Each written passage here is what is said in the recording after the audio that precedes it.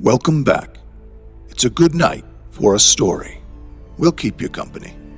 Thanks for listening and or watching. Now, tonight's tale. Children at Dinosaur amusement parks are menaced by something former ranger Trevor Rains believes he's encountered before in Yellowstone.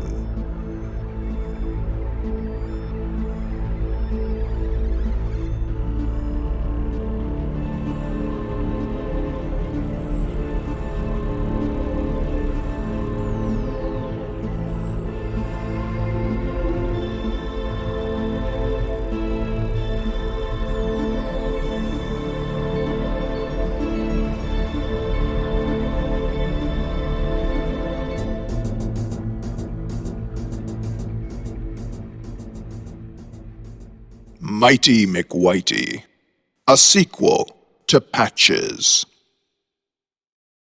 Baja, Mexico. Lightning stabbed, bruised nighttime skies as a vehicle ducked into a solar-powered parking garage. Trevor Rains exited the driver's side with a long black duffel, rainwater bulleting and ricocheting from his denim jacket. Storm had been chasing his tail all the way from Tijuana. El Niño's little sister, La Niña, he'd been told. Lucky rental car came with standard GPS because his smartphone conked at the U.S.-Mexico border. Was expecting to meet a young groundskeeper tonight that had been on duty when the attack took place. Alleged attack because the owner had denied everything over the phone. Wasn't anything like that here at all. A child was reported missing, sí, verdad? But trust me, it turned out to be no big deal. Some custody battle between divorcing parents. Not sure a missing child report is ever nothing, Trevor had replied. But this child, he was found then? You have his parents' info. I'd like to speak with them. They speak only Spanish, gringo. Now please stop making trouble for us, okay? Click. There was no custody issue. That was a lie. Parents weren't separated. In fact, they'd been on a family vacation together the day their son disappeared without a trace from a paddleboat lagoon. Father testified he saw his boy go around a bend in front of him, never to be seen again. Unsettling enough, but this was on the heels of other sightings, too. Parkgoers said they'd spotted the outline of a very large creature lurking amidst the fronds and palms of the hotel. When asked what it was, observers claimed they couldn't be sure because they thought it was artificial, like a big remote-operated inflatable or something. Indeed, many believed it was part of the resort's dinosaur-themed experience, others a joke. That was until the child vanished. Itis was working his way through school as an apprentice irrigator and agreed to help Trevor for $1,000. Trevor said for $1,000 he was going to need to snoop around after hours. Hence tonight's plan. Sure enough, right on time, a flashlight shone around a footpath that fed out from a fence line. "Senor, is that you? It's me, Itis." Trevor reassured him it was, and the two slipped under signage that read, "Encuentro con dinosaurios en Baja. Mantente fuera, solo para el personal." Gutters barfed muddy runoff over every leaf and puddle. Young Itis' head turreting left and right, tracing his beam from path to bush like a nervous cat to a penlight. "Don't know what you hope to find," he said. "Despite what El Jefe told you, police were everywhere in here. They never found the kid." Well, that's why, in tandem, the two sprang behind a tool shed as security whizzed by in a golf cart. Trevor could see Itis was losing his nerve and fanned out 10 Ben Franklins in front of his nose. "You got a crypto wallet?" he wanted to know. "We'll figure it out later. Just take me to the docks close to where it all went down." At length, the two ventured nearby a man-made creek where rafts and boats got racked and stowed in dry dock for the evening. Over by some footlockers was a pile of decapitated otter heads. They'd washed ashore and were now side by side like a crude cairn. Flippers and tails weren't far off, discarded a ways out from the launch. Motive wasn't at all clear, but it wasn't wild hunting or feeding behavior. The two looked at one another soberly, anxiously. You mentioned to me the cops were here? Si. They dredge? Senor? Did they send divers down there? Scoured the ride, sure. Not out here, though. Etis began to suspect what was inside the black bag at Trevor's side. Oh, you can't be serious. Look at the size of this place. We'll be out here forever. Where would you even start? You gonna search Los Siete Mares? Trevor shuffled his eyebrows as he removed boots and socks while unzipping fins in a closed-circuit rebreather. He went over to a drinking fountain, and another, and another, and another, until he stumbled upon one struggling to conjure even a few leaky droplets. Following a conduit through some scrublands was the waterworks, and from there a straight shot to a sump pump that drained into the ocean, running perpendicular along sewage lines and water mains. Something's backing up your water feed along this trailhead. I'm going down. Keep an eye on my stuff. Senor Trevor, please. Trevor swallowed his mouthpiece and slithered below the murky depths. Took a minute for his vision to adjust, whereupon waterproof track lighting guided him to an intake unit. Currents were strong enough to siphon the man inside a bulkhead juncture that widened into an underground processing plant. He stuck his hand out, grappling a set of handrails before the undertow swept past. Pulling himself up, out, and onto a metal catwalk, there were 3 industrial filtration streams. This was the first time since leaving Yellowstone Park Ranger service Trevor knew he was about to be in the presence of death. Just knew it, could feel it. Worse, it was sure to be what was left of a kid. Alas, he'd come across this following a spate of bear attacks, but all of that was before he'd met Emiko, settled down, and become a papa. Having a family changes a man's calculus, and this realization brought a tinge of guilt because, let's face it, he'd been less than honest about the reason for this trip. Wasn't so much a lie as he'd withheld the full truth. Still, it was the first time in their relationship he'd done it, and didn't want this to become a habit. 3 troughs took turns spin-cycling one at a time. He unhooked the first mesh tray. Nothing but a stray peso or two. Then the second. Also clean, sans an RC cola can. Third, however, was striped with stinking putrefaction. He steadied his breathing in the overpowering reek, glad he hadn't removed his dry-view mask, and allowed emotion to pass before reminding himself the job wasn't done. Whole point of coming here tonight, of risking arrest, wasn't only body recovery, but how much, if anything, was left. The small person was in pieces, a head with recognizably intact hair and eye color, wrists, feet, trunk and torso, every limb accounted for. Been amputated by jagged, otherworldly instrumentation from Lucifer's own workshop. Trevor sifted ratty tufts of white and gray in his fingertips. They were dense, mucousy, and knotted around the bowels and remains. Attacker hadn't feasted, but mauled.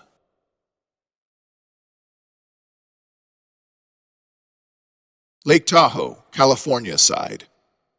Had been a busy summer Friday at the brand spanking new Lake Tahoe Dinosaur encounter, heading into what promised to be an even crazier holiday weekend. Cleaning crews were still sweeping sidewalks littered with empty, half-eaten cartons of candy corn, cotton candy, and a million melted, sticky sticks.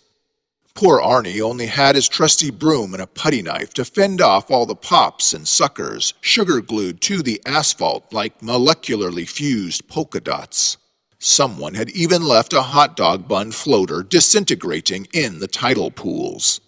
Janitor was presently down on bended hands and knees, raking it out with a net when headlights blazed through slatted grates and iron gates. He shielded squinting eyes with a pair of maintenance gloves. It was an overnight delivery truck. Let's go, old man! Move your bones! Some of us have schedules to keep! Decried a driver with palm on horn. More like bars to hop, grumbled Arnie as he hustled by plasterboard cutouts of Brontosaurus, Stegosaurus, and Triceratops with a set of jangling keys from his belt loop. I hear ya. Keep your khaki shorts creased. Handcarts wheeled through entrances the instant chain padlocks fell off. They were here to restock shelves with this summer's hottest item, a line of T-Rex collectibles named Mighty McWhitey. Janitor hadn't a clue what all the hubbub was about. Looked more like a great white shark to him, or maybe a doggy chew toy. Pretty lame as far as he was concerned. But kids glommed onto the catchy rap tune every time you activated the rib cage. Rexa catcha, Rexa getcha, Rexa eatcha. As with so many fads, it's not good marketing but fickle children that drive adults into collectors' item feeding frenzies. That reliably tingly dopamine rush of owning what the other guy wants, but can't find. Weekly sellouts followed weekend fistfights, one right after the other. Some paid full ride admission plus parking just to get their hands on this junk, and by June 21st, Mighty McWhitey was a bona fide seasonal smash. Bosses were making a killing and the calendar hadn't even turned July yet. Mighty McWhitey was featured in TV spots, radio adverts, and was even announced as this year's Grand Marshal at the annual Independence Day Parade and Fireworks Show, ousting the mayor, Big Darrell Moynihan. Arnie removed his ball cap, wiping a handkerchief over sweaty kinks of coily hair as he watched thick crates stack higher and higher into the night. Over his shoulder was a small dinghy on the far side of the lake. It was Donnie Wanitzer and his stepson, Cody Bloom. The pair had wasted away their morning chasing Mighty McWhitey, same as everyone else, but by lunchtime reckoned they'd have better luck fishing for Mackinaw trout or sockeye salmon instead. Before heading out that day, Donnie had served the terrier a leftover can from the fridge without nuking it on a dish first, and he and the missus had had it out. "Would you like your food cold?" she'd asked. To wit, he'd responded, "Yes, thank you very much." Cold pineapple and pepperoni pizza was his personal favorite. There was no urgency to get home and resume hostilities. Only it was getting late now. Too late. The stepdad's strokes gradually slowed before he pulled up and plumb quit rowing, readjusting a Wrangler Stetson and cracking open a Miller Lite from the cooler. Always been a Miller man. Having grown up in SoCal, he'd driven by their brewery plant off the 605 freeway a million times. You know the one over in Irwindale? "Getting late," the child reminded the adult. "Getting tuckered out myself, you know." "Well, you're more than welcome to pick up them thar paddles and go to town. Otherwise, follow my lead and do what I'm doing, boy." The man slurped and smacked his lips at his beer can with a loud, satisfied ah, then slumped over, snoozing. Cody felt alone, abandoned by Donnie despite being no more than an arm's length away. Been this way his whole life, as long as he could recall, ever since Ma remarried. His older brother, Casper, always fared better for whatever reason, maybe because he looked so much like their mother, Cody, his father. She still loved their dad, and deep down, Wanitzer knew it. Not knowing how long he might be stuck out here for, the third grader and Little League shortstop avoided boredom by pulling a smartphone from his back pocket. No luck. Not enough signal. In the quiet deep below, fish use their own network of frequencies to communicate. Schools moving here and there, this way and that amongst crystalline slices of moss and rock. One was a skittish brown bullhead. It sensed an oncoming presence, a silhouette. 40 feet and 20,000 pounds of wet displacement moved in a low rush of bubbles, fang teeth bejeweled within a soup of muscular upper and lower jaws. This was no fish. It happened into a lively circle of bluegill and guppies with no bite instinct whatsoever, like a baby with no rooting reflex for its mother. But if that wasn't strange enough, there was a manufacturer's model number painted across a belly sack. What was it? Why was it here? Where was it going? At present it was attracted by only one thing on Earth, a small pale dot some 100 feet above, that tiny little boat lolling on the surface. Cody flopped scrawny, orange-vested arms over the side of the skiff, tracing ringlets in the fresh water. Unknowable depths glared back at him from the icy void, belying a glass-top reflection. Flickering dots of light from Emerald Bay were well out of earshot. Well-adjusted families gathered warm and snug around living room TVs. Should he break out the pole and try some night fishing? He'd caught 3 earlier in the day, after all. Only he was famished.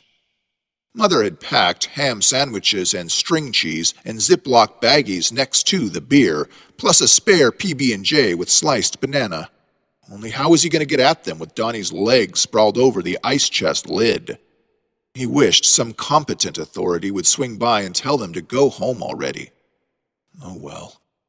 As he sat baiting a hook and lure from a Folgers can of soil and night crawlers, there came a sound, not from the lake, but under it. It was synthetic and unreal, almost like a wind-up matchbox car, if you can believe that. And it was drawing closer, much, much closer. A swell of water disturbed the boat from side to side. Cody cast his gaze overboard once again. Something down there was uprushing at high velocity. "Pap," he said. The adult didn't stir, so the child repeated himself. Fear gripped the 8-year-old. How far to shore? Too far. Couldn't make land, wasn't strong enough to row that distance. Maybe in a few years once he made Pony League with Casper. He tried to grab hold of Donnie and shout in his face, but the boy's body betrayed him, arms as paralyzed as his vocal cords. Waterline cut into a V behind a huge growing shadow, threshing and thrashing, slashing and shivering. Was this some type of prank? Didn't look right, didn't look real.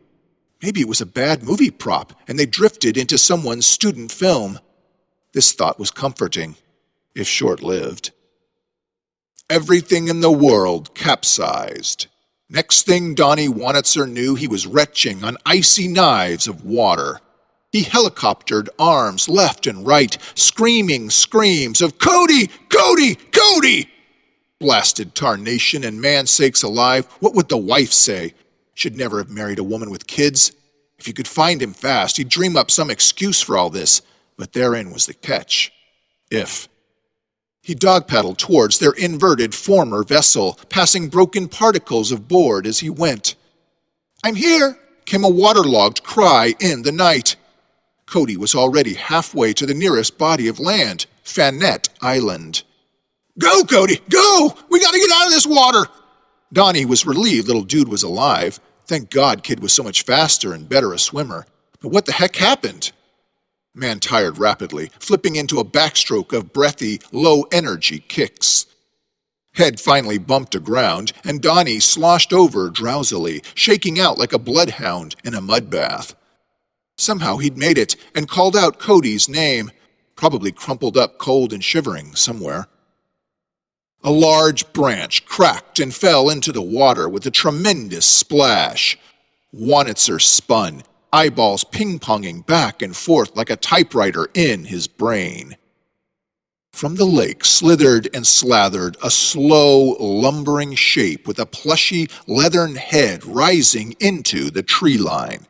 It was white, mottled with gray, hind legs like twin dump trucks, mismatched forelimbs like 2 twigs. Blood covered its entire maw, opening and lowing. Tyrannosaurus Rex. Wasn't it? Donnie had seen all the movies at their midnight release, and that's what it looked like at first. Not real, but real. One in both at the same time. It craned a thick neck into a roar from a reptilian craw. The stench was practically visible. Wanitzer sprinted into the dense greenwood, bending and breaking pine needles, punishing his face and arms. Couldn't believe he wasn't a goner already. Sounds of pursuit closing in his imagination. Maybe it was playing with him. He had a humdinger of an idea.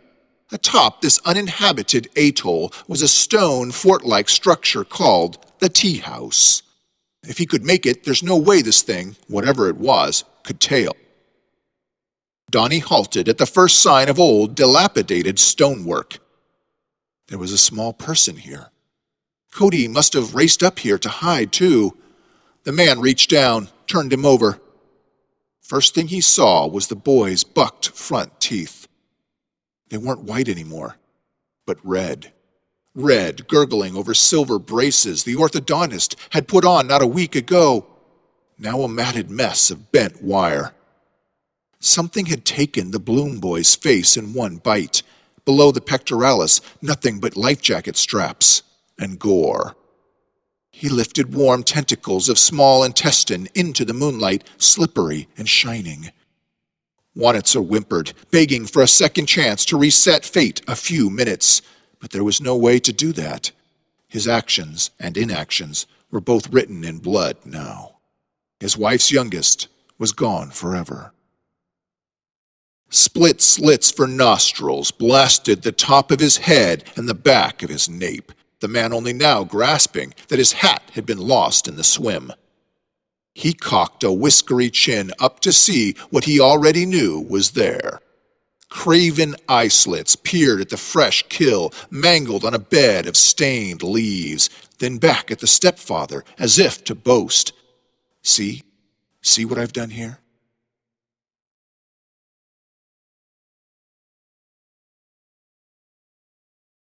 Dr. Reed Stormer battered his alarm with a clenched fist. Didn't help. Wasn't the clock's fault. Thing was innocent. Smartphone was the culprit, beeping a symphony of electronic notes on the nightstand. After a few unsuccessful groping attempts to mute a lampstand, the man finally cleared the cobwebs enough to answer the appropriate device. Who is this? What do you want from me? You know who this is. Bosses want you here in 10 minutes, said Calpurnia Hardacre from the other end of the line. My weekend off. Been an incident. Emergency lights jousted with the first sunblades of dawn. Reed had seen them soon as he pulled his Jeep into the lot. News was here, too. Not just local outfits, neither. At least Legal would be thrilled that whatever had happened outside LTDE.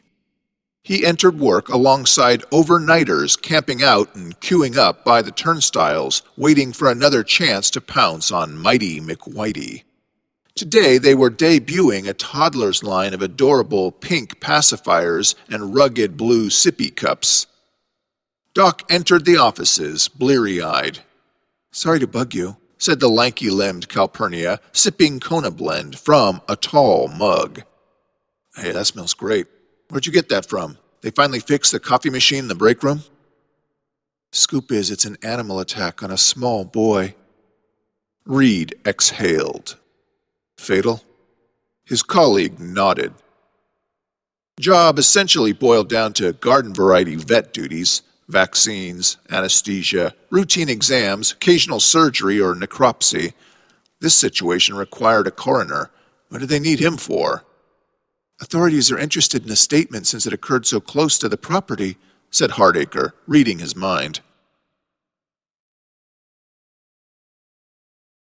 Doc's tennies tracked over a marshy ramp winding its way through weeds and scrubs.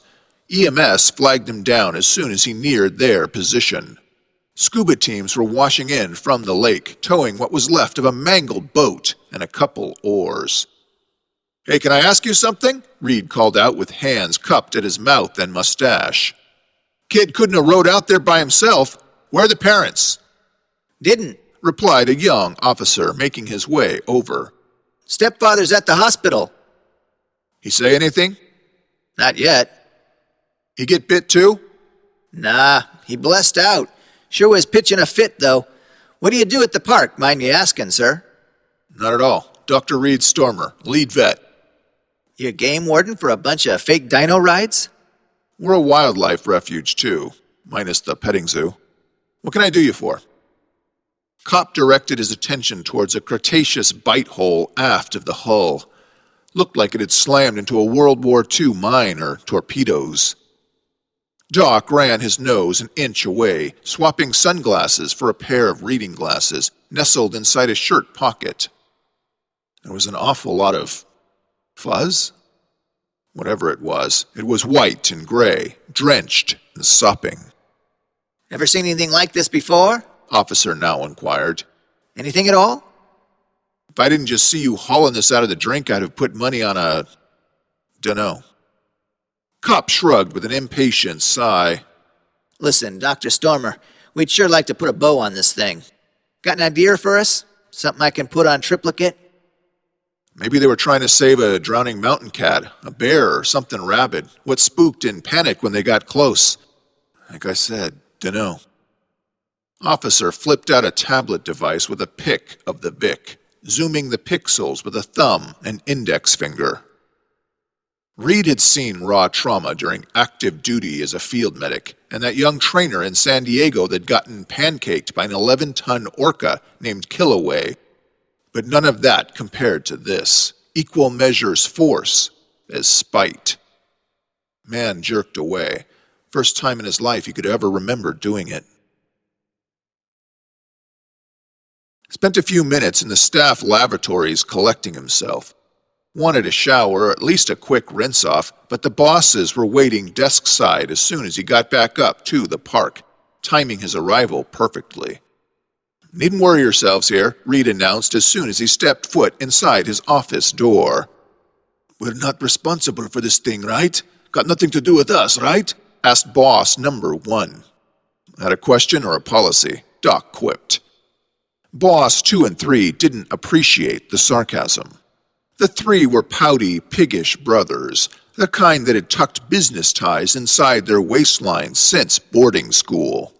Inherited controlling interests in operations from their auntie after her old man dropped dead in a platter of crab linguine.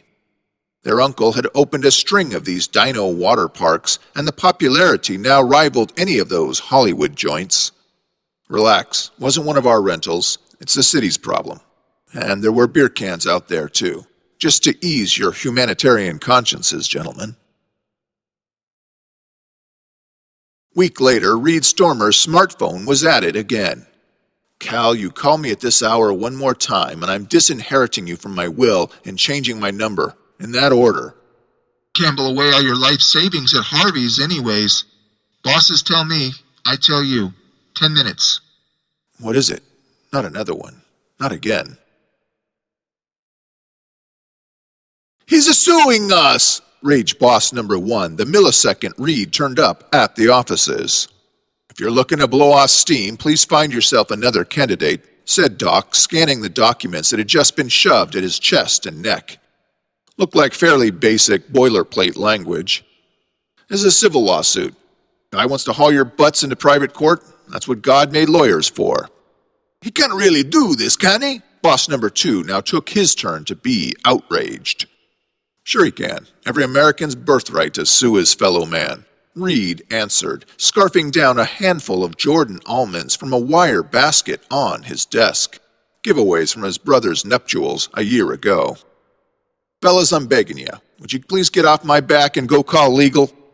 He's saying one of our rides attacked his boy. Why, that's crazy, boss number 3 added. Reed screwed up ruddy, reddish eyebrows. What are you talking about? He continued reading down a few more paragraphs. Oh, you gotta be kidding me. Mighty McWhitey? What are we gonna do, Stormer? Said boss number 1. Everyone try and relax, please. Search and Rescue said this idiot's BAC proves he was drinking like a fish that night. And if that doesn't quite do it for a jury, suggesting a mechanized puppet ate his kid ought to do the trick. Bosses seemed satisfied as they filed out of his office, but Calpurnia could tell Reed's speech hadn't convinced himself.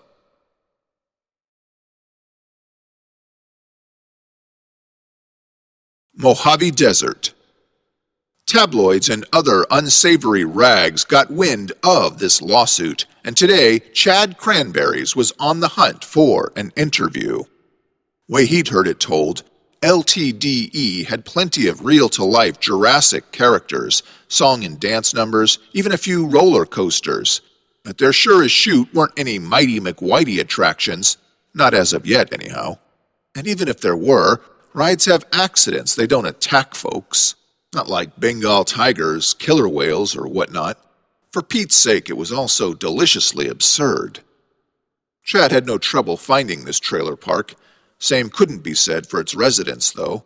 Only tenants looked to be the lizards and the parched rocks they lay on under blue bands of cloudless skies. He located the desired trailer number hanging for its life by a rusty nail and knocked on dusty, cracked windows draped in sun-bleached bath towels. A commotion and racket was heard within, not unlike someone wading through a ball pit of aluminum cans. This was occasioned by a curse word and the odd blasphemy before Donnie Wanitzer answered, sporting a neck brace, opening the door only so far as a latched security chain would allow. "You get that the night of the attack?" asked Chad. "Who wants to know?" replied Donnie. "I'd say your neighbors, but don't think you have many of those left around here." "Closing the door now, bub." "Mr. Wanitzer, my podcast pays top dollar for stories with macabre seasoning and off-color flavoring, and good word on the bad streets is, that's you." Interviewer set up a microphone and digital recorder indoors while the interviewee fetched a tall, tepid pint of tap water in an orange plastic tumbler. "Explain top dollar to me exactly." $100. $250, Wanitzer countered. "2," Cranberries counter-offered. "Sold," said Donnie, scratching at his nether regions like an alley cat. "Great. Well, so this Lake Tahoe thing all went down very recently?" "Yep." "And you lawyered up fast. Admire your thrift." "I've learned to predict the worst. Here's the thing. No matter what any so-called journalist writes, I wasn't drinking that night all that much. Also, I'm not suing for money. Only to clear my name before law gets it in their heads I'm responsible for Cody's demise. If you'd seen him, photos alone would tell you no man has the strength to cleave somebody in half like that." "Did see the photos, rest assured. That's why I'm all the way out here. But Donnie, can I call you Donnie? Donnie, the police report lists COD as an attack of unknown species, whereas your lawsuit says it was a motorized Mighty McWhitey doll? Toy?" "Correctamundo. Here's what I'm hoping my—" "Didn't catch your name, partner." "Cranberries. Chad Cranberries, at your service." "Cranberries, you mind putting my 200 frogs on the coffee table there before we go any farther?" "Sure." Coffee table?" Donnie elbowed cloudy, empty bottles off a folding card table. "Oh, I see. This coffee table," said Chad, producing 2 crisp greenbacks from a floral print fanny pack. "Never mind, just put it in my hot little hand here," said Wanitzer, snatching the money into a Screamin' Eagle billfold and depositing a loose Marlboro between his ear and buzz cut. "What I'm hoping my lawyer can get in pretrial discovery is their R&D is secretly developing mechanical Mighty McWhitey monstrosities. Because I'll tell you what, one of them must have went haywire, got loose and attacked us the night we were legally fishing out there in the bay." "Are you concerned people may not believe you at your word? What proof can you demonstrate for us?" "What proof? Well, how about this? Seen it myself. Came right up to me, sniffing me, staring right into my soul. Felt its tail swat my rump, I did." "Still, our listeners might ask why this thing would want to hurt your son and, skip you." "Stepson. Dunno. Maybe because when my turn came, I stared it betwixt the eyes like this, real dominant and alpha like my daddy done taught me, before he left me and Mama." "That's fine, Mr. Wanitzer. Would you be able to sketch your attacker for us, maybe?" "I'm not much of an illustrator, but I'll try. Hey, maybe you give me a lift into town and back after we're quit here. Missing a few necessities from the Licky Mart there." An hour after the podcaster vamoosed, desert wind chimes tinkled in a prevailing breeze, and Donnie Wanitzer found himself sprinkling potted leaves and dousing planted vines with a watering can, praying for a turn of fortunes, some good luck, maybe even a good old-fashioned down-home, homespun miracle. Would that be too much to ask for once? A pair of cowboy boots materialized from the vapor of a heat mirage. Won't work like that. Too much direct sunlight. My dorm mate had some success using a lampshade back in my university days. Can you believe it? 2 visitors in one afternoon, said Donnie. No, you ain't from around here, 'cause no one's from around here. Used to be from Montana. How can you used to be from somewhere? Either you are from a place or you aren't. Fair point. Originally from there. Name's Trevor Rains. I'm an expat living not far outside Tokyo nowadays. Why? Got a wife and kid out there. Thinking of heading out that way one day myself. Meet a geisha, you know. Wouldn't happen to be Donnie Wanitzer, or know him. Donald Royce Wanitzer III. And if you hear about my dino romp, my going rate has recently gone up to 3 big ones. Got a 6-pack chilling in the rental. Too quickly ushered in out of the heat. Now, if you please, Trevor began. Want to hear about anything out of the ordinary night your son got attacked? X's son, Wanitzer replied. She re-enlisted with her first hubby. To answer your query, yeah. If you count getting eaten by a robotic beastie out of the ordinary. Donnie was surprised by Trevor. For the first time today, or any day for that matter, it appeared somebody believed this outlandish yarn. And it's your testimony this thing paid you no never mind whatsoever, but only went for the boy. That's right. And here's the thing you want to make sure you don't get wrong. It was Mighty McWhitey, telling you. Last thing, and I'll leave you and my beers in peace together. Your statement said Cody was cut in half, and yet somehow both halves got recovered. Can you expound on that for me? What do you want me to say about it, man? Why don't you go ask the one that done it? Allow me to rephrase. In your opinion, why does an animal sever a person in half and run away? All that effort and it wasn't hungry? Wanitzer was stumped by this question, bewildered, mystified. Trevor got the impression this was a permanent condition, probably dating back to childhood.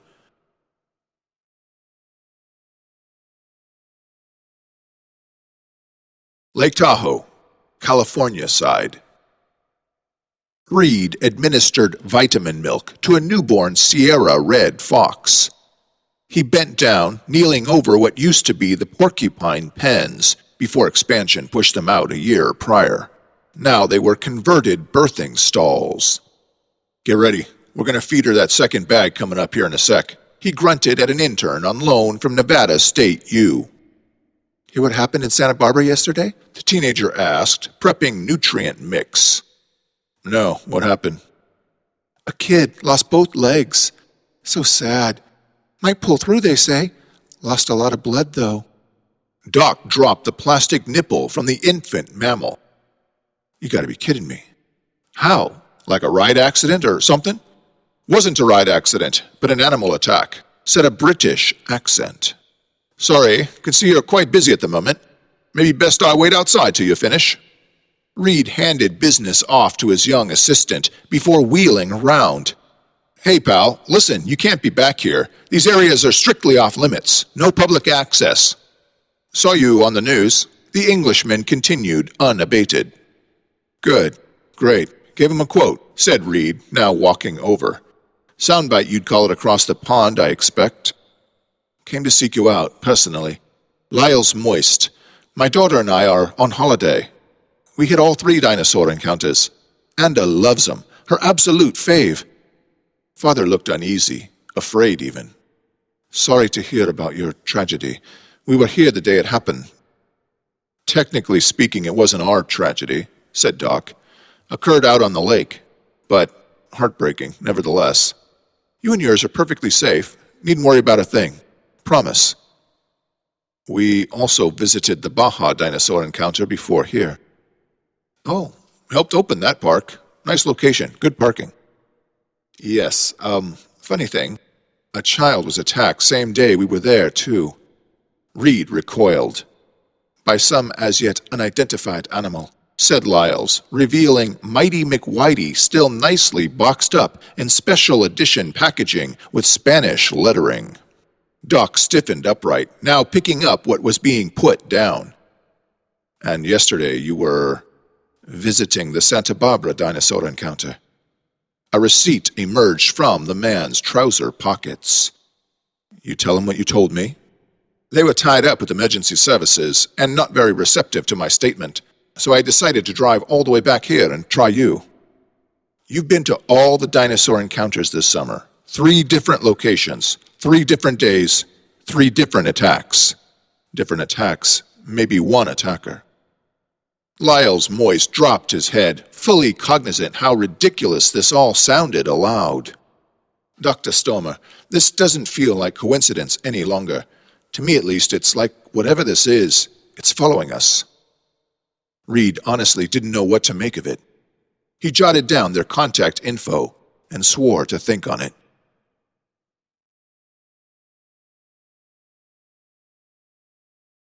Next few weeks were quiet. August was a day away and there'd been no more attacks. Donnie Wanitzer's case got fast-tracked right out of court. Bosses were making dough hand over fist, and all was right and well once more.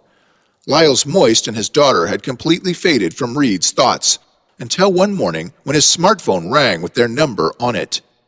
Hello again, said the Englishman on the other end of the line. Getting ready to fly home tomorrow. Oh, good to hear from you, said Doc.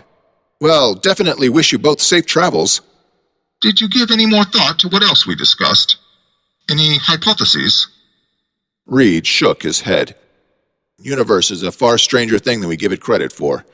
What can I say, other than I wish Forest Services had bagged this animal? Me too. Well, again, want to wish you and your daughter safe flight back home, and sure hope you two can come back and see us sometime. Wasn't kidding about my Amanda being fanatical for dinosaurs, loony for all the latest research. So listen, I'm wondering, and I know it's asking a lot on short notice. Reed had never given a private tour before, wasn't in his job description. But what the hey, family had been through a lot. He roped in Calpurnia so the tyke would have some female camaraderie. Plus, this way he'd get a chance to chat more with the father, and he had a few follow-up questions. Hardacre met him at the south gate, pretending to complain, but not really. She liked him and knew he knew it too. Lots of gals around work did. She'd asked Doc out soon after getting hired, asking why he never married.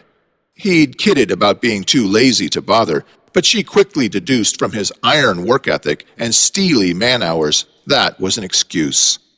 Was uncomfortable about her age, or leastways his own. Couldn't fathom anything worse than arriving at some meet-the-parents dinner luncheon only to have them turn up younger than him. At the agreed-upon hour, Lyles and Anda Moist came walking hand in hand, grinning ear to ear. She was the biggest Mighty McWhitey fan in the world, head to toe in all the available merch. "That's our special girl," Reed said, pinching the 7-year-old on her little nose. "Young lady, today you're going behind the curtain and see things other guests never get to. And if Cal takes a liking to you, then you're hired." "Well, I should tell you, Dr. Stormer, that I like her already. Come on, where would you like to go first?" asked Calpurnia, side-hugging the redhead on her sunscreen-streaked, freckled shoulders. "Paddocks, paddocks, paddocks!" she squeaked as her father's stomach churned. "Completely harmless," Doc reassured. "Totally artificial moats, enclosures, everything."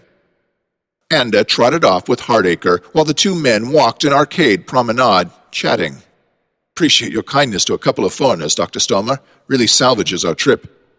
"My pleasure, and please call me Reed. Don't have kids myself, but a father-daughter vacay looks like a real kick. Your missus at work?" Passed. "Sorry to hear it. Don't know why I asked. None of my business. So what do you do for a living?" "I'm an engineer by training. British Oil pays me to go down with saturation divers and oversee welding and other repairs. Know those deep-end diving bells? Know there's a lot less dangerous ways to earn a wage." Lyles nodded. "Barotrauma. Just don't think about it.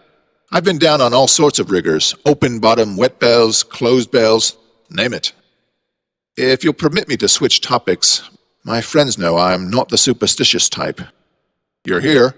All's fine and dandy. Right. Think that's why we came back today. Prove that to myself, to reset reality. And you have, Reed said, trying to cheer the man. Can tell you plenty of stories of wacky improbabilities. Make your head swim. Ever hear about that Olympic champion? Had a sister separated at birth. One became a gymnast and the other a professional acrobat without even knowing the other existed. Beat that, huh? Yes, I'm familiar with the story. But theirs is merely inexplicable on the surface. One saw the other winning a gold medal on television. Suppose so. Doc had to admit. But hey, maybe it's the same with your story, only inexplicable on the surface. Wouldn't allow this to upend your whole life.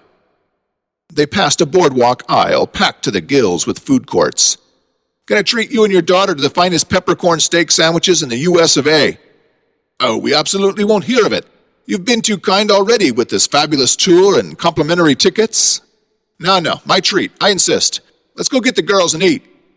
Reed skipped into the madding crowds before Lyles could object. Calpurnia and Anda had just boarded the Little Dipper freshwater submarines. They were waving at the two men when sickening pops and nauseating cracks rattled the entire fairplex. Water pressures shifted sharply, rumbling below every pair of socks, shoes, or sandals. The metal mouths of painted valves burst with angry liquid as all kiddie rides sank to the bottom of their tanks. Emergency blow. Must be a major clog somewhere, said Doc. A shriek rang out from the audience bleachers above the observation decks. Umbilicals had ruptured, slithering and sliding towards patrons dining in an underwater restaurant. The cause soon presented itself, a great fibrous clot of jaws. Reed leapt into action without a second thought, while meanwhile Lyles meant to go rescue his daughter amid scores of stampeding footfall, and without a word the two parted company for the last time. Black meatballs for eyes rolled back inside a great dead skull, revealing gooey worms of white tissue pulsating underneath. Somehow it could withstand pain beyond anything in God's good order. Sheer evil willpower warped wet metal until it melded with dry tubing. Customers and waiters fled for the exits, for their lives. Everybody evacuated in a nick of time, except one. A special needs Downs child, forgotten, alone, and crying in the middle of the floor. Doc entered the danger zone, the monster leering from a ballooning abyss inches from collapsing this feeble bubble. The man sealed a wheel crank behind himself, just in case his mission failed. In a heartbeat, he'd nabbed the kid by his romper, and for a fleeting moment it appeared they'd make it. But no. Riveted suspensions gave way. Wave walls crushing the capsule, story after story, level upon level, like a hydraulic wine press. The Englishman stared at the flooded area in utter disbelief, pulling his daughter close to his chest, only releasing her after feeling the comfort of her tiny pulse. Calpurnia crumpled to her knees, weeping helplessly as EMS sirens wailed towards them. Trevor walked the grounds at LTDE for the better part of 2 hours, asking employees the whereabouts of a pretty gal with an unusual name cited in the article on his smartphone. Wasn't trolling for a date or anything. He was happily married. But like Donnie Wanitzer, this young lady was a first-hand eyewitness. He eventually came upon her in a wetsuit. Calpurnia Hardacre. Howdy, Trevor Rains. Hi, she greeted with a handshake. You have a distinct name, he told her. Thank you. Thank my parents, I should say. Glad to see most everything up and running again. Observation decks are being remodeled and repurposed, but anything else you want is fair game. If it's all right, I'd like to discuss the late Reed Stormer. Tears ran off her cheeks at the mention of this name, dripping onto her bare feet. Still too soon. Sorry, she said, hardly above a whisper. Good co-worker, great friend. Not trying to upset you for no reason. Just wondering whatever happened to the animal that attacked him that day. Get away? Are you one of those news-gathering agencies? Or one of those e-zines or something? No, ma'am. But 4 children have suffered run-ins with predators this summer. We were told to say it was hard water corrosion that caused the malfunction. Hard water corrosion? In Lake Tahoe.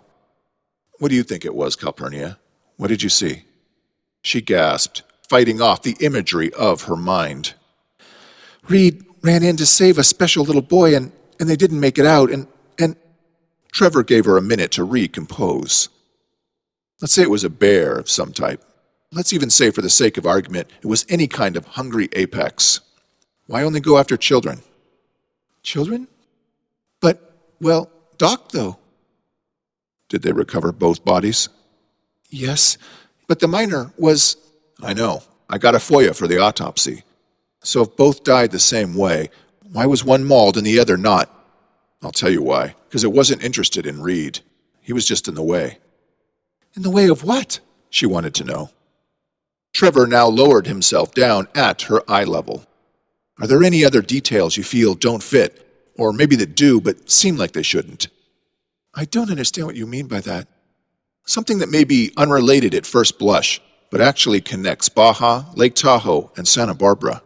Anything you can think of, no matter how superficial. She tilted her head away shyly, staring down at some middle distance between her damp, shriveled toes. A father and her daughter were here. They were foreigners. Europeans from somewhere. Irish, Scottish, British, I want to say. And you know what? No, what? The man told Reed they'd been at all 3 parks when the attacks happened.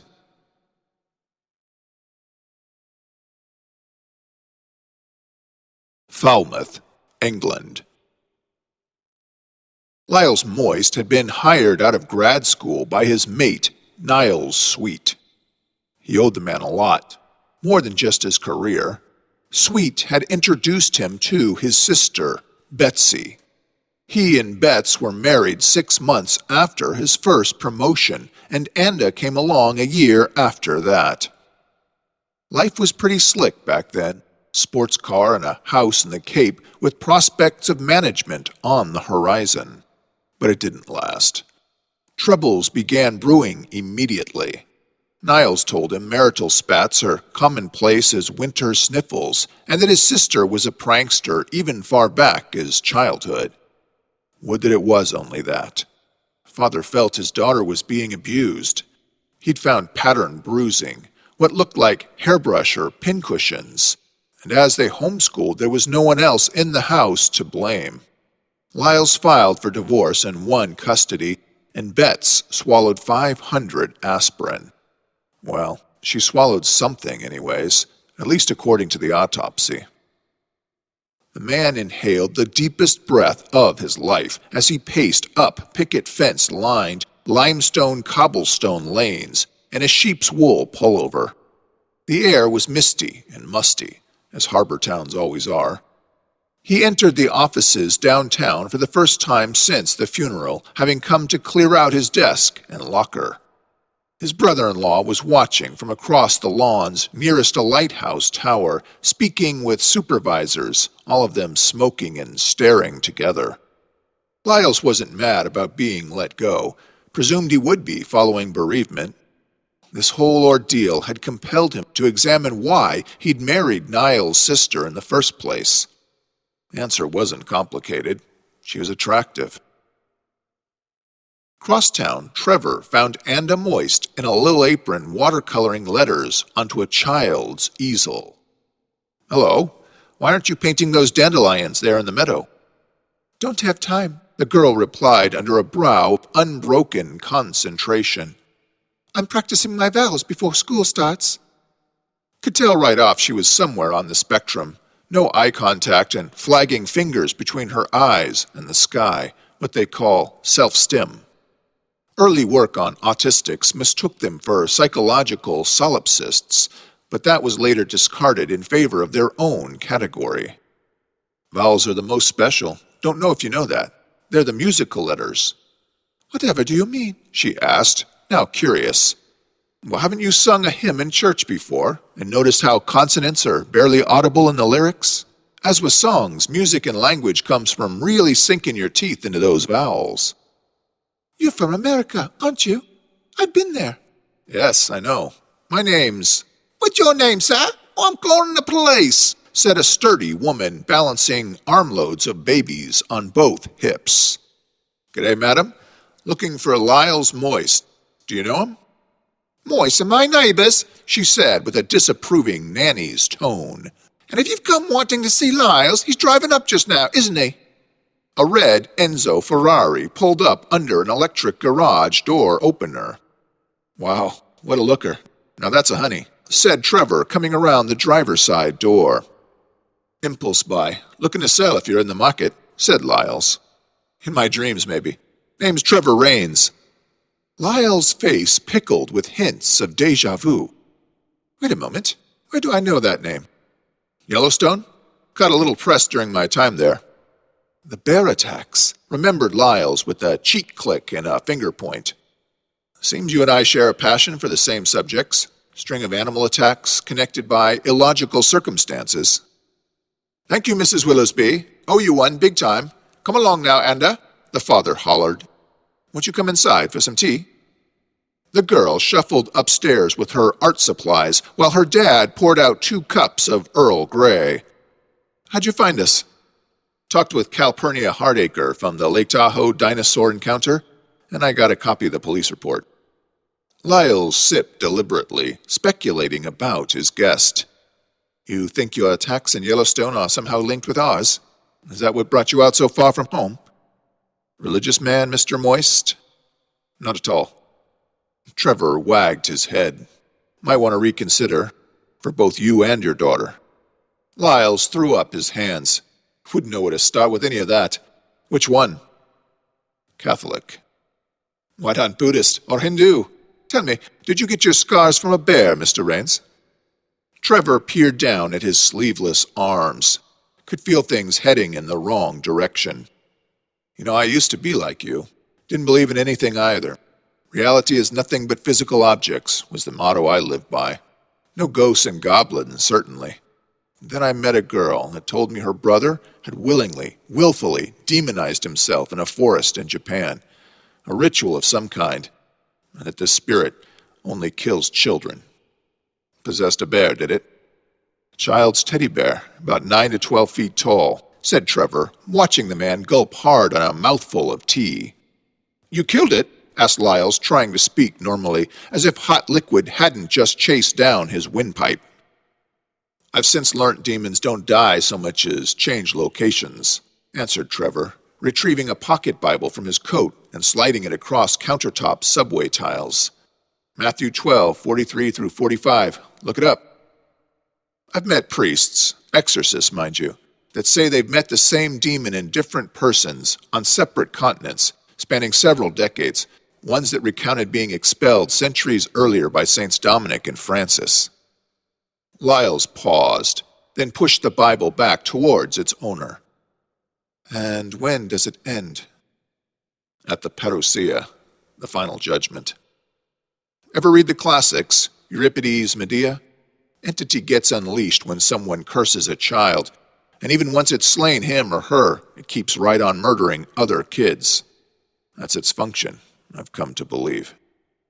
Charming of your God to have made it so. God made it to lead children into prayer. Like you and me, it chooses what it is today, replied Trevor. So, now it's your turn. Want to tell me who turned this thing loose in your lives? My late wife was Wiccan. Found out too late. Left her and she took her own life. Steal anything? Anything beloved by Anda? My daughter's swept up in one of those fads you Americans are so expert at creating. You've heard of those dino dollies by now, no doubt. My ex didn't steal it. She loaded it with aspirin and ate it. God didn't put men on this planet helpless to defeat Satan. But if you're serious, he does require you get over yourself and ask his blessed mother for intervention. Thanks for stopping by. Trevor left his untouched teacup, got to his feet, and walked to the front door.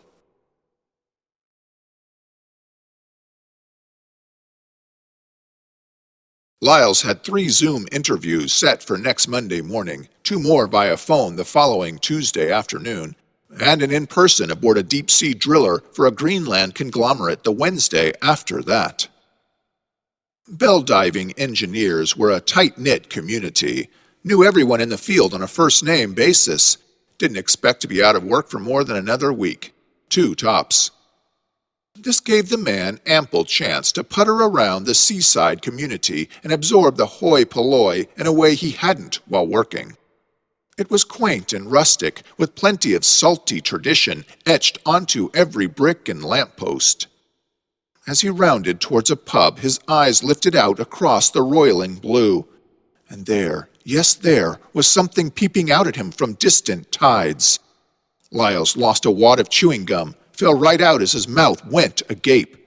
Turning quick, he asked a local day sailor whether or not he could see it too. The old peg-leg shivered under a fisherman's cap and declared, "Nah," and furthermore told him to quit littering the streets. Feeling hangdog, Lyles continued for an establishment called the Door Chime. "Blessed mother," he muttered under his breath, turning out his collar as he entered. He got lost in a rousing game of darts and found in a pint of mead, tempted ever and again to steal a look out at the ocean through porthole windows. Just as the proprietor's wife came round to ask whether she might roust him another stone hat, for that's what they called him around these parts, sirens and ambulance lights went wailing by outside, up the avenue.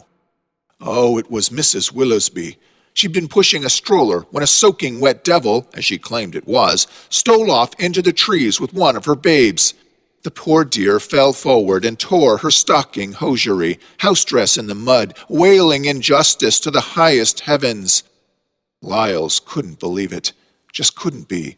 No possible way this dread had followed them here, followed them home. Realtor listed the moist estate and had already set up open houses. Would be a real shame saying goodbye. Anda sure didn't understand why they had to go, and her dad didn't bother to explain. It's for the best, is all he told her. Lyles spread the blinds 2 fingers wide and peeked out. Mr. Willoughby was boarding up the window frames next door with enough plywood you'd think a hurricane were about to make landfall. They'd decided to leave, too. What was he supposed to do about it? Tack up warning signs around the neighborhood? Beware Mighty McWhitey, what only eats children? Who in their right mind would believe it? Everybody'd think him a nutter. No. Better they just sit it out till the house sold. Day later, Lyles left early to go into township to see his realtor about an offer. He never made it. Once again, panic issued through the boulevards, blood-curdling, youthful cries outrivaling the sirens. As he scrambled up a trailhead, a berm of rocks and boulders was being polluted with red violence, a pair of the most unnatural-looking jaws flogging and frogging some young whelp's legs from his father's arms. The dragon easily won the tug-of-war, tearing the bottom from the top before claiming its half of the prize back into the dense dark whence it came. The lifeless upper tract of the man's son was still hugging him, remainders still clinging him, eyeballs locked open, pleading him. By the time Lyles came near, a crowd had gathered, and it was minutes, maybe even 10, before he saw this was no stranger. He knew this man. It was his realtor, the victim, his wee lad. For a time, after police personnel cleared and cordoned, the community lingered, speaking in low, hushed tones, how this was some mad hound, like in the Baskervilles legend. There was even talk of what some said sounded like wind-up noises rustling through the trees just before the attack. No way Lyles could sleep that night. Toggled the TV remote on and off, but it wasn't even a distraction. He went up to his daughter's bedroom. She was asleep under pterodactyl-themed coverlets. He watched her peaceful form, then removed reading glasses, rubbed tired eyes with a yawn, and went back down the hallway, attempting to convince himself none of this was his fault. Failed at this, too. All those dead kids while on holiday. What was the count? 3? 4? They'd still be with their families were it not for him. And now 2 more here at home to boot. If only he'd just stayed married to Bets. Wasn't all that bad, was she? What was he saying? The father deflated, kicking off a comforter blanket and stretching for a bottle of bourbon he'd recently taken to keeping bedside.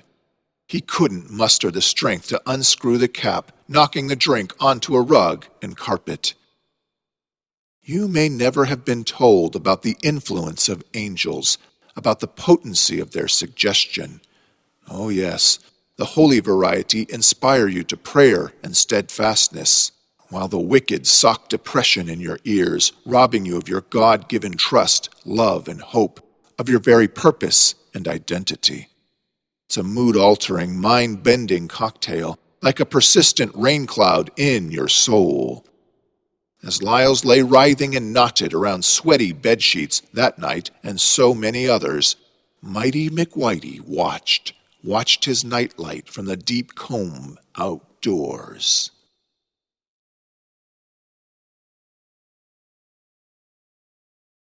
Trevor's parking was pathetic. He'd missed the lines altogether, being so unaccustomed to driving on the right side of the road. Wrong side, if you asked him. Before him, a megalith of concrete and steel. The Hole, managing partners for the largest oil platform in the Western world and former employer of the late Lyles Moist. Trevor wanted to put post-mortems on this English family.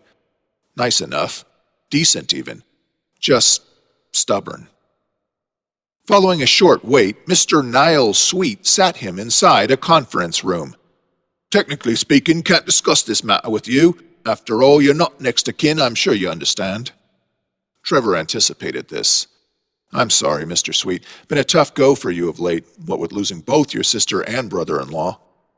Why, thank you. Thank you very much. Very kind. How did you know? Lyles told me he was married to your sister. He told you? Yes, I'm penning a manuscript on supernatural phenomena, and he mentioned his late wife, your late sister, was Wiccan.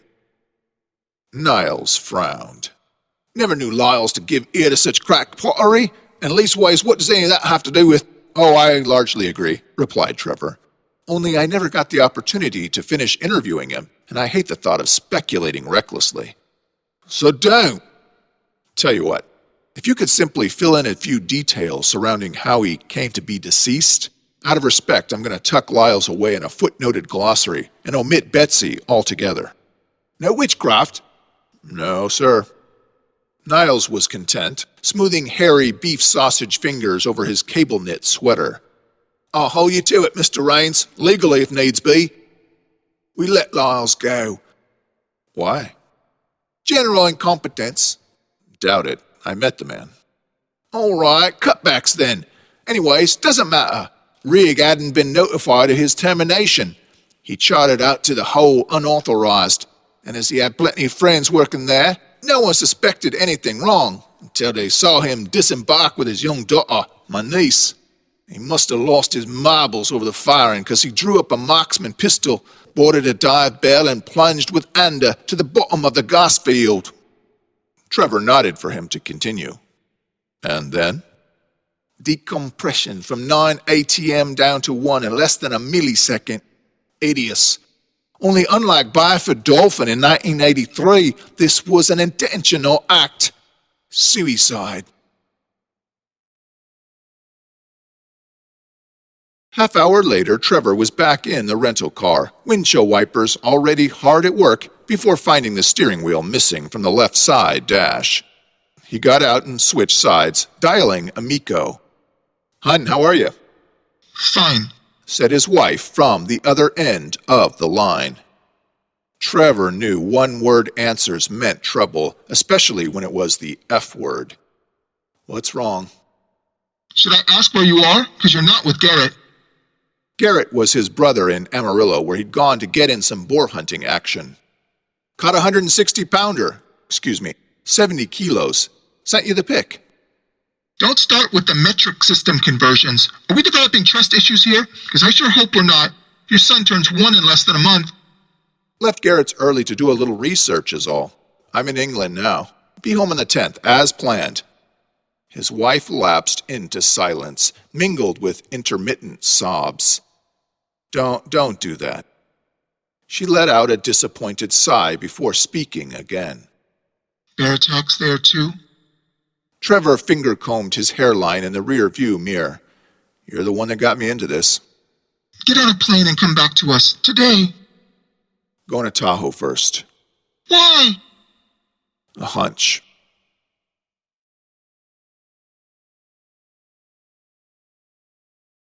Based off his time in Yellowstone, it was Trevor's pet theory this wicked spirit was restricted in nature, could only hunt children, but also limited to familiar haunts, as it were, areas it had already fed previously. No, not fed. Stole. It was a thief, almost like a hitman for hire or a samurai ronin. So now with Lyles out of the equation, Mighty McWhitey was free to roam fertile ground. He could be wrong, of course. This wasn't science, after all.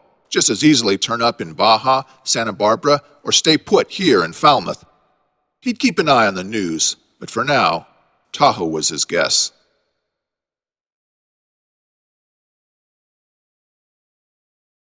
Trevor landed in Reno, got yet another rental, and went back to the spot Cody Bloom had met his end.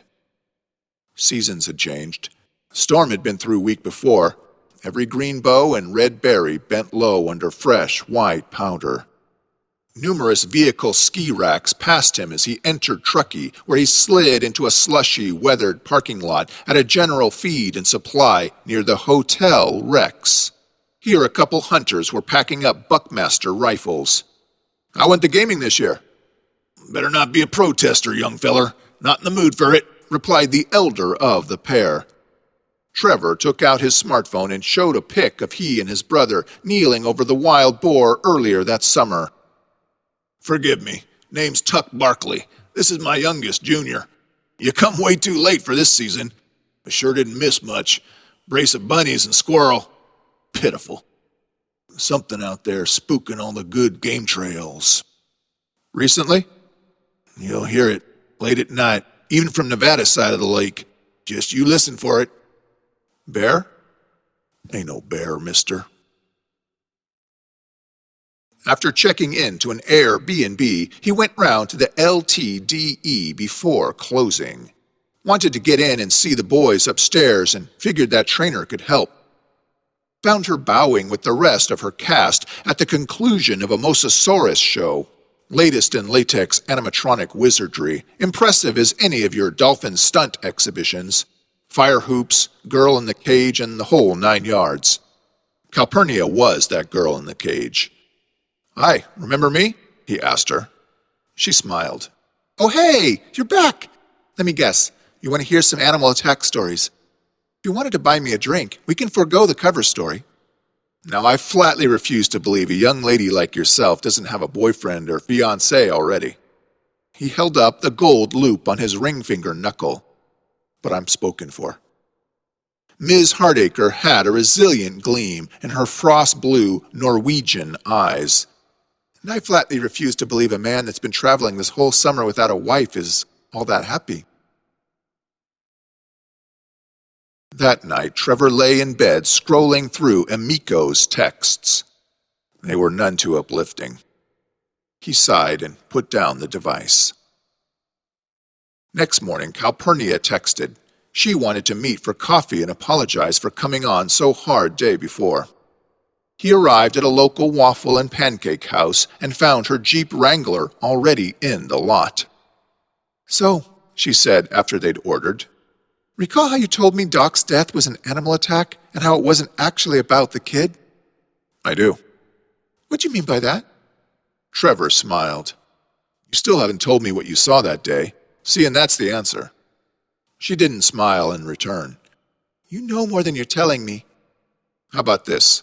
Can you get me in to see your bosses this morning? And I'll tell you all." "What are you going to tell them?" "A warning."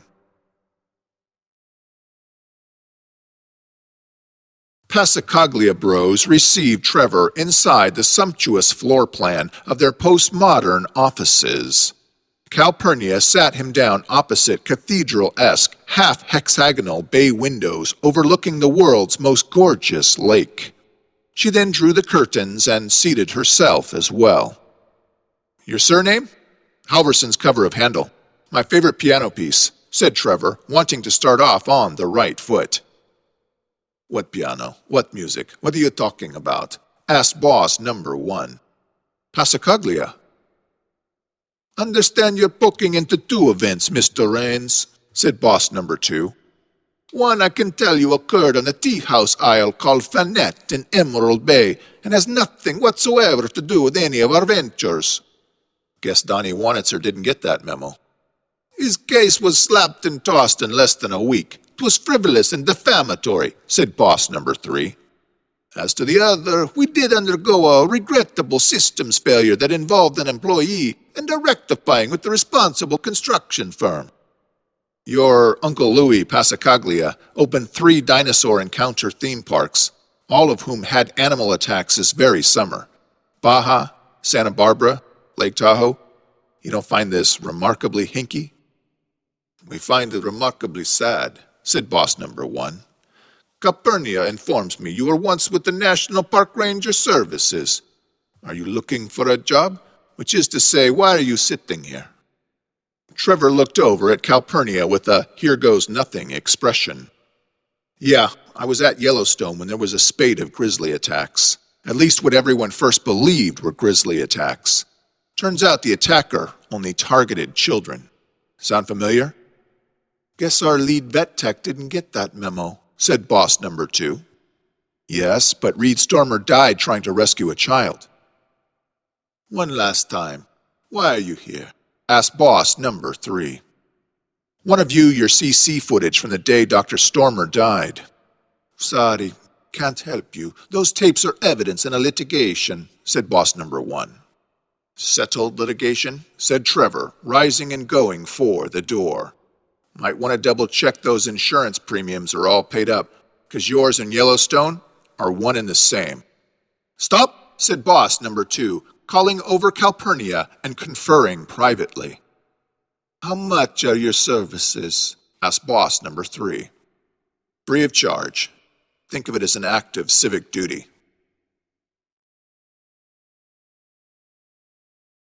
Trevor and Calpurnia sat together in a darkened security tower for over 3 hours, side-scrolling innumerable pixels. "Children?" He nodded. "Our first. A year ago. A boy." "Your wife's a lucky gal." "And I'm a lucky guy." He caught her turning her head away. "Been watching frames from the Hydro Cafe for hours. What are you hoping to see?" she now said. "Don't think you really want me to answer that question." "Let me guess. You're going to say I already know the answer. But I'm telling you I really didn't see all that much. It all happened so fast." "Let me ask you something. When I was in Baja, their bilge purifiers were wired for cameras. Idea is to deter copper thieves. Betcha same contractor licensed the septic lines at all 3 sites. Why not punch me up that array, would you please?" "Same date? Same time code?" Calpurnia asked, working a keyboard and rollerball mouse. "Stop there," said Trevor. "See that? Line didn't just fail, it exploded. Go back again." Calpurnia obeyed, tapping fingernails on her front teeth. Pixel resolution brightened, partially displaying something on screen, boring inside the pipes just before disaster struck. "What is that? A tail?" 20 feet, I'd say. "Somebody let loose a freshwater gator in Tahoe? Or a croc?" No. Swimming T-Rex. It's your mighty McWhitey."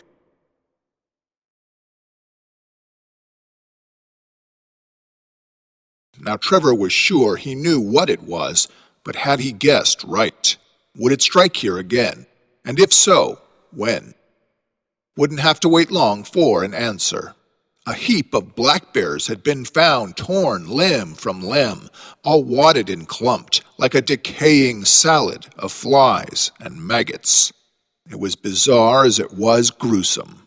And for the life of him, Tuck Barkley couldn't figure what type of animal this could be.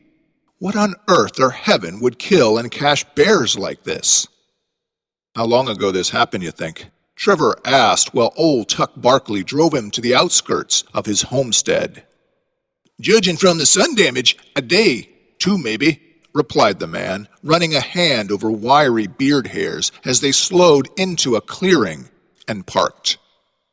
Over a gentle grade came the sounds of mass buzzing and the odor to match, tucked into an overgrowth of high sugar pines.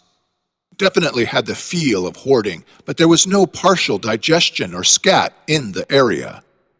Can you tell me what animal done this, please? Could hazard, said Trevor. Probably wise I don't, though. Let's say if I'm successful, hunting season will be back in full swing next year. Successful at what? Stopping this thing. And if you're not? A lot uglier places than Tahoe to get buried. Trevor had seen hunters stake out a high hiding place in a movie once and decided he ought to give it a whirl. Idea was to nail a few 4x4s way up high in the trees, then flatten out a bivouac with a pair of birdwatching binoculars and a tripod.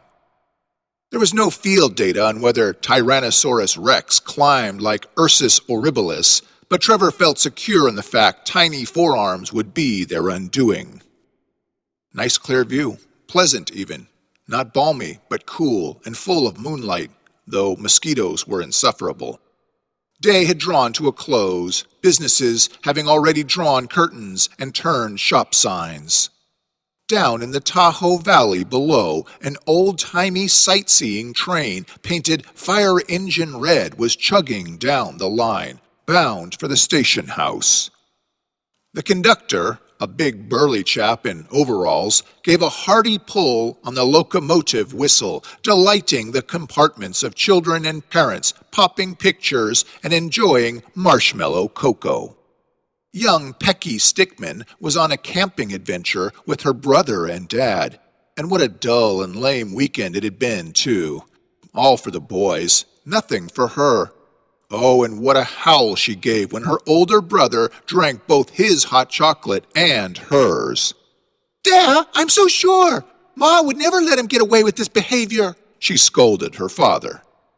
The conductor looked back with a big, cheeky chuckle before turning to see a fog bank across the tracks. There was something in it, an outline in the single headlight. It was moving. Train bellowed again, and the silhouette charged in anger. Conductor couldn't believe his eyes, ripping the line for the emergency brakes. Mighty McWhitey gave an eardrum-shattering roar and plowed headlong into this metal challenger with a feral headbutt, buckling train cars one right atop another like so many waffles, butter, and pancakes Trevor had bought earlier that morning with Calpurnia. Just as Tuck Barkley had said, primordial cries were easy to hear a mile away. Trevor shouldered his gear bag and rappelled down a rope line out of the trees. Within 5 minutes, he'd driven himself right up to the twisted wreckage. Before he could track any game, first order of business was to attend to the wounded. Conductor was dead, head crushed under uprooted tracks of fresh earth clods. Many others would be joining him in a few seconds, and surviving spouses were just beginning to awaken to this reality. But where were their children? These parents weren't childless, screaming and sobbing hysterically for someone, anyone, to help find their babies. Trevor tied on a fourth tourniquet by the time EMS got on scene.